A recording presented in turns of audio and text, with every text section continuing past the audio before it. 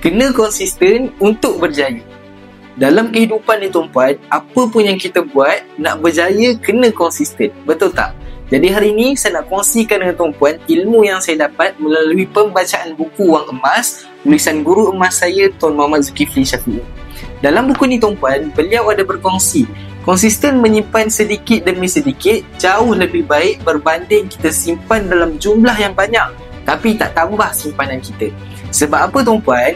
Bila kita menyimpan emas secara konsisten, secara tak langsung, kita dah berjaya pupuk disiplin dan tabiat diri yang betul dalam membina kekayaan. Kelebihan bila konsisten ni tuan-puan, kita akan ada harga purata kita sendiri, di mana jumlah simpanan yang kita bina, nilai dia jauh lebih murah berbanding orang yang baru nak mulakan simpanan emas. Sebab itulah tuan-puan, nak berjaya dalam apa jua yang kita bina, kena konsisten. Untuk tuan-puan yang masih belum ada akaun Emas Gap, boleh isi beg biru dekat bawah atau rujuk pin video cara bermula simpan emas. Saya akan bantu tuan-puan dengan sebaik mungkin. Belajar sesuatu hari ini? Jom simpan emas dengan ilmu.